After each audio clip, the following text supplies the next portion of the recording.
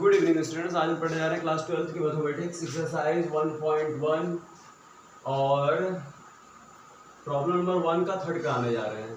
देखिए यहाँ का एक सेट दिया हुआ है, a इक्वल टू एक सेट है जिसके एलिमेंट 1 2 3 4 5 और 6 है और एक रिलेशन डिफाइंड है x, y such that y is divisible by x और ये क्या है, ये सेट बिल्डर फॉर्म है रिलेशन का।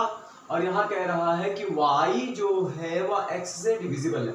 इसको सबसे अच्छा है कि पहले इसको हम उसमें लिख लेते हैं, अपने इसको लिख लेते हैं रोस्टर फॉर्म में। तो y डिविजिबल है, जैसे 1 1 1। अब यहाँ देखिए ये इसको क्या बोलते हैं, इसको x कहते हैं, इसको y कहते हैं। तो 1 1 से डिविजिबल है तो 1 1 होगा। उसके बाद 1 2 2 भी 1 से डिविजिबल है। उसके बाद 1 3 से डिविजिबल, देखो 3 1 से डिविजिबल है और 1 4 बाई 4 भी 1 से डिविजिबल है। एक ऑर्डर पेयर आएगा, फिर 1 5 आएगा क्योंकि 5 भी 1 से डिविजिबल है। ये x होता है, ये y होता है, याद रखिएगा। और 1 6 से डिविजिबल है, एक तो ये हमने निकाल लिया, देखिए 6 1 से डिविजिबल है। अब उसके बाद 2, अगर यहाँ पर 1 लिख देंगे तो 2 1 से डिविजिबल नहीं, तो यानी 2 2 होगा भाई, 2 2 से डिविजिबल है, एक ऑर्डर पेयर होगा। 2 3 यहाँ हो नहीं सकता क्योंकि 3 2 से डिविजिबल नहीं है, 4 होगा। उसके बाद नेक्स्ट 2 5 यहाँ नहीं लिख सकते क्योंकि 5 2 से डिविजिबल नहीं है, 6 से लिखा जा सकता है, ये डिविजिबल होगा। अब 3 को देखते हैं, 3 जो है वह 3 से डिविजिबल है। 3 यहाँ पर अगर हम 4 लिखेंगे तो डिविजिबल नहीं, 5 लिखेंगे डिविजिबल नहीं, 6 डिविजिबल है। और उसके बाद खत्म, 6 के बाद अब आता है 4।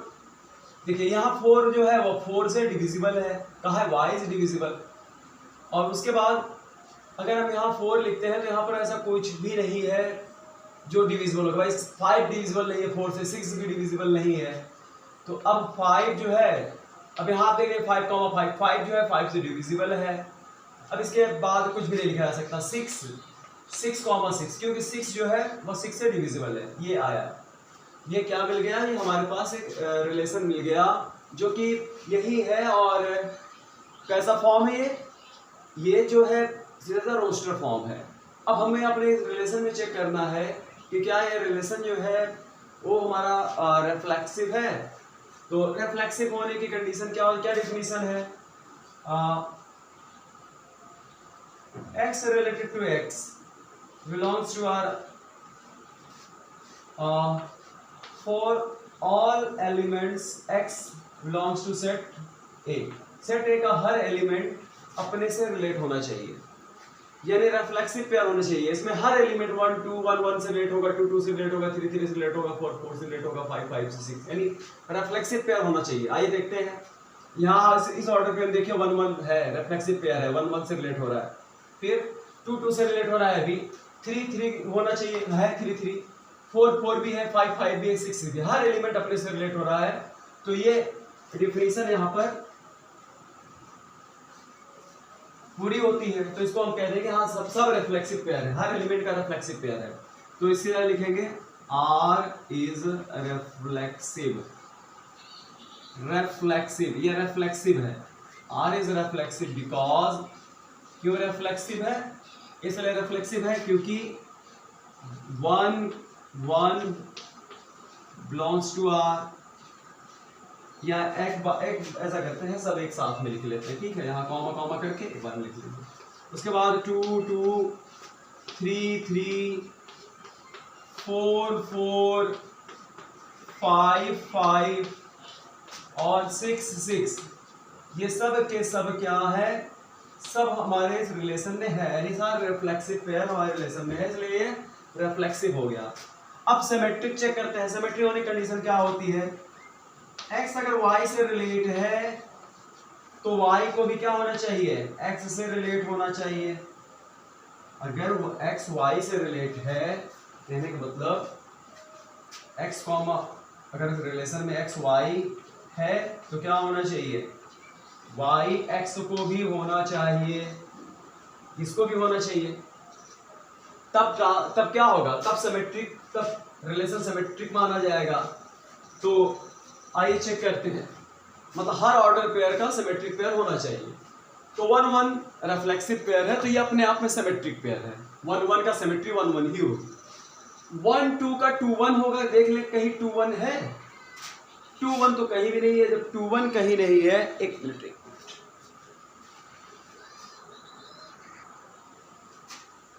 तो यहां देखते हैं, तो सिमेट्रिक देखिए 1 2 की कहीं सिमेट्रिक 2 1 हमारे पास नहीं है। अगर एक भी ऑर्डर पेयर का सिमेट्रिक पेयर नहीं तो वह सिमेट्रिक नहीं माना जाएगा। तो हम यहां कह सकते हैं कि R इज नॉट सिमेट्रिक, ये सिमेट्रिक नहीं है। बिकॉज क्यों सिमेट्रिक नहीं है? इसलिए सिमेट्रिक नहीं है क्योंकि यहाँ पहला एक ही ऑर्डर पेयर, जैसे मान लीजिए है 1 2 है, रिलेशन में है, बट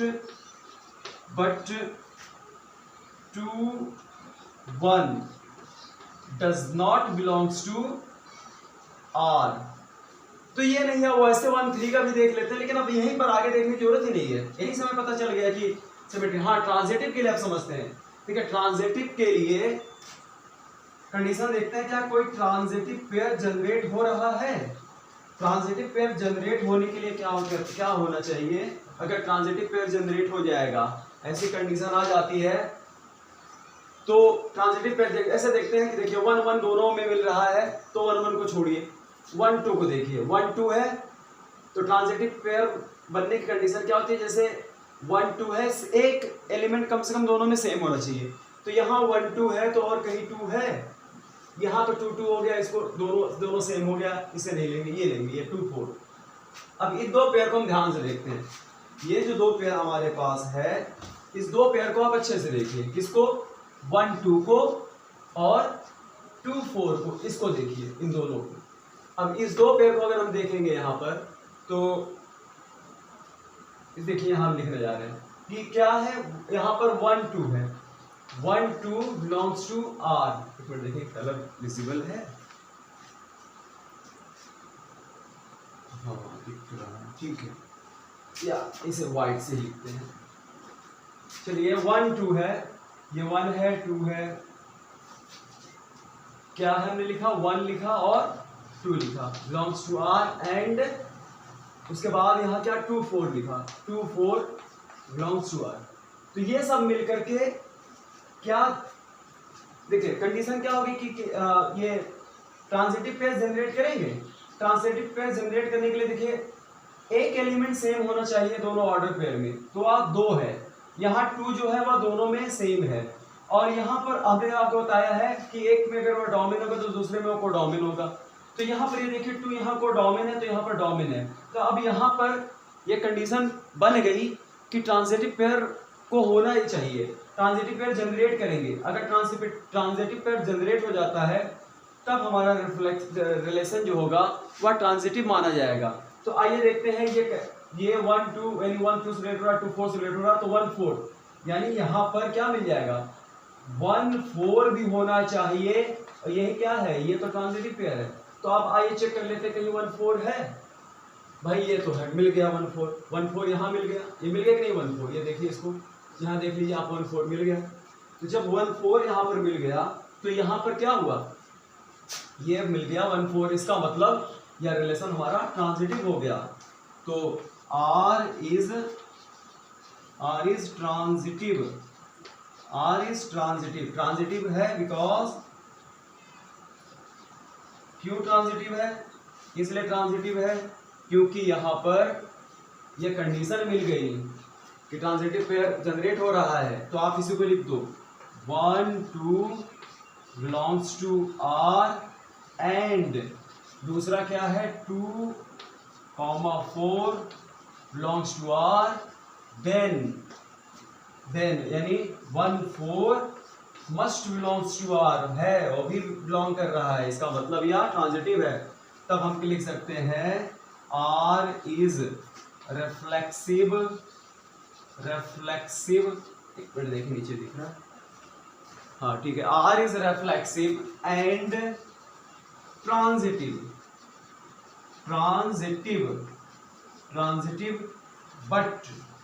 बट नॉट सिमेट्रिक। लेकिन सिमेट्रिक नहीं है। तो ये रहा, क्लियर हो गया ये।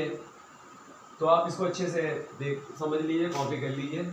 हाँ ये देखिए रिफ्लेक्सिव, ट्रांजिटिव और सिमेट्रिक ये आना चाहिए। इसके लिए हम आपको अलग से वीडियो बनाए हैं, सबका कॉन्सेप्ट समझाए हुए हैं। अगर आप नहीं देखें तो आप उसे देख लीजिए और इसको भी, तब आपकी समझ में ज़्यादा आएगा। पूरा रिलेशन का कॉन्सेप्ट है, सब रिकॉर्डेड वीडियो है, आप पूरी वीडियो देख लीजिए अगर आप नहीं देखें। अगर आप चैनल सब्सक्राइब नहीं किए हैं अभी तक तो चैनल सब्सक्राइब कर लीजिए, क्योंकि हम डेली वीडियो अपलोड करते हैं और अभी चैनल मेरा नया है। Thank you.